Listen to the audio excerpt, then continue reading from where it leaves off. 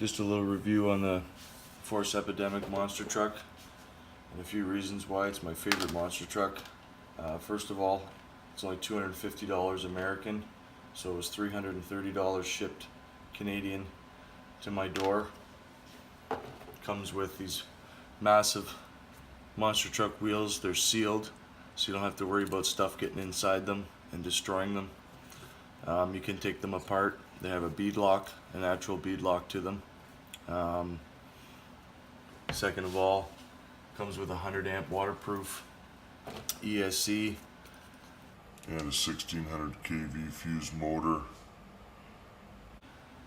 All of which paired very nicely. Stock does about 45 miles an hour on its 4-cell power.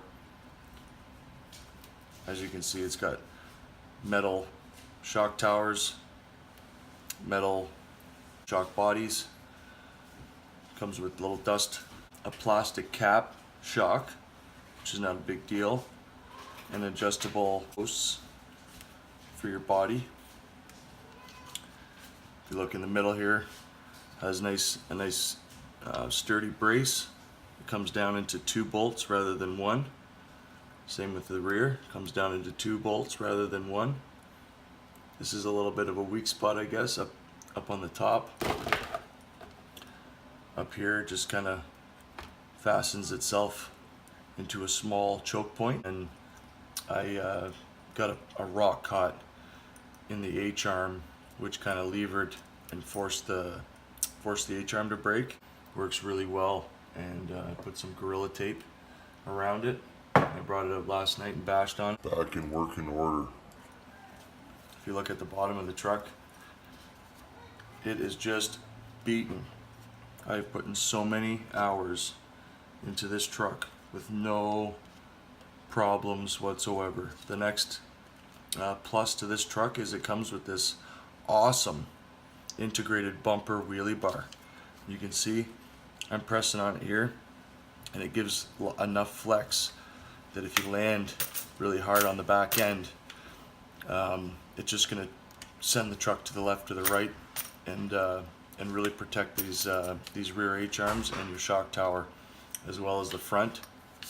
Has a really nice integrated bumper into the shock tower, and I mean, this thing absolutely is just awesome.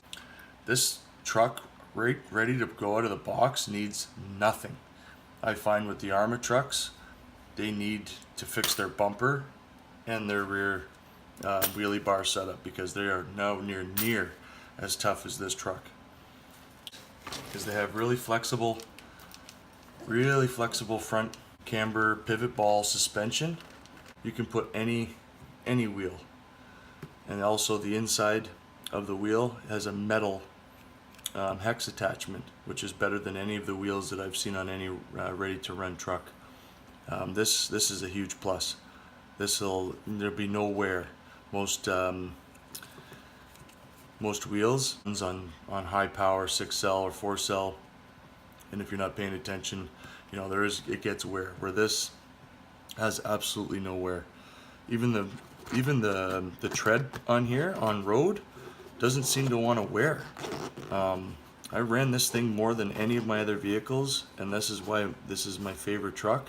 Is it just seems like I want to run this truck because I have no fear of damaging anything. I changed it to the XT90 because that's what I've been running on all my other vehicles and all my batteries. Comes with a big steel spur gear, identical to an Arma.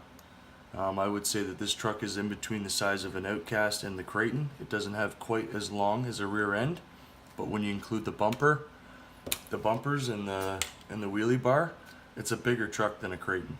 So bang for buck, you're getting a bigger vehicle and an aluminum servo saver, aluminum arm and linkage, sway bars.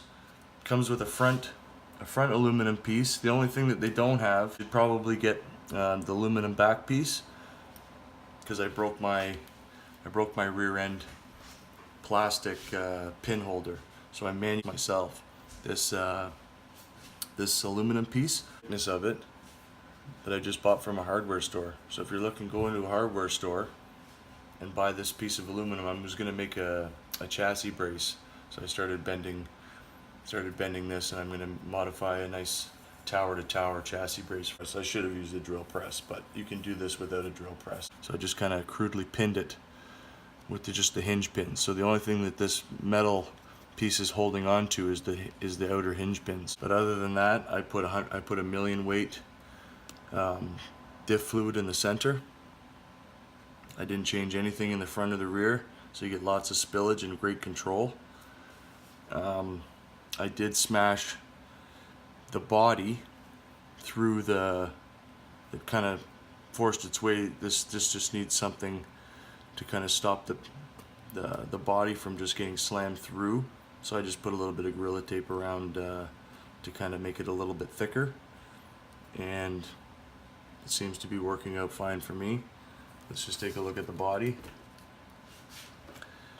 You can see I first ran it, I didn't put any reinforcement, so I did damage these front two body pins come through, and they pulled themselves through after a big collision.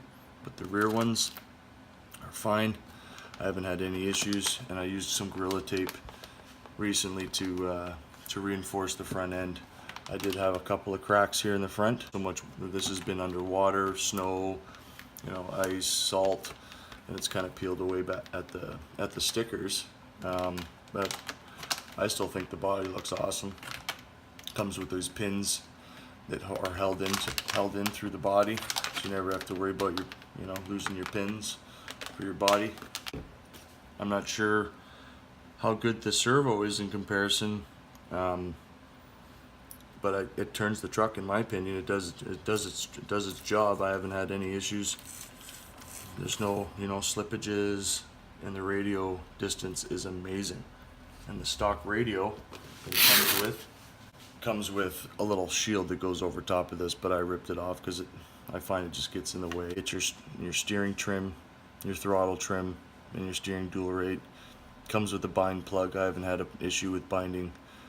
This remote, it comes pre-bound. Also comes with a charge port, so that if you don't want to run AA batteries, you can actually take this out, have a battery pack. And the size of it, like I have a massive hand, and I can't even wrap my hand around this. So it's, when you hold on to this, basketball size hand, and this is just awesome for me. And nice and smooth. It is a little loose. I would like it to be a little bit tighter, but I haven't had a remote that's any better than this, and I think this looks awesome. Downside, I think, to the vehicle, they're discontinuing this truck, but thanks to Huckberry, gave me the input and said that the FS Racing, so if you go on their website, you can email and contact support, and hopefully they get back to you. But they have everything on the FS Racing 1/8 scale vehicle. I'm gonna have a running video. I got some snow today. Can't believe this is we're going into May, and we just got this overnight, if you can believe it. Wondering how I make my comparison here in this video. This is the ZD Racing Pirates 2. I bought the 120 amp version. The aftermarket parts, I've been waiting 2.5 months and still haven't got my parts. But these are HBI Savage wheels. They're actually a direct fit for this, so I've kind of solved one of my issues where the cheap tires that come with this truck, they break really easily. They're okay for on road, and the differentials are a bit of a problem. They require shimming, gaskets, and a few issues to get this thing running. But this thing's got awesome suspension, shock tower, the chassis, the motor, the ESC is okay. It's just not waterproof. This was $340 Canadian, so you want to do a direct comparison to the Force RC, same price. I would just throw this in the trash. A brand new body. I haven't even put the pins in it yet. A Shelf Queen body, because as you know, when you bash hard, this is what happens. The real steel look of my Notorious. And she's got a couple of cracks because I had a real hard bash session there. My last video, just to show how tough these trucks are. But the only thing I break is this. After I change the bumper, this is the only issue with this truck. With the 6 cells, it's just insane. So I bought myself a second one so that I'd have a backup, so that I could run it all the time. A second one with a couple of bodies here that came with it. It has lights on the front that are wired in, so I can add a little 3 cell and run lights at night. And then you know what? Another one. So now I got 3 outcasts, all the same, so that I can just enjoy this hobby with these T-bone bumper and T-bone wheelie bar, which I recommend big time. The RPM and T-bone make awesome plastic parts. And I'm definitely going to buy that center brace for all my trucks just to see what they're all about. I'm hoping RPM makes the plastic version, because I prefer on how tough, you know, T-bone, if they were gonna make a chassis brace that goes down the center, I'd much prefer to have a plastic, really hard plastic chassis brace over aluminum, just for the weight and the price. Like I'm assuming that you could make plastic part way cheaper, and for how tough these bumpers are, it just takes a licking and keeps on ticking. Also have my little Traxxas 2-wheel drive. As you can see, the tires are peeled right off it. My son loves to just do donuts with this, but it's a safer truck. These are all my trucks that I have currently. If you're buying new and you want to make your best choice, this is my favorite truck.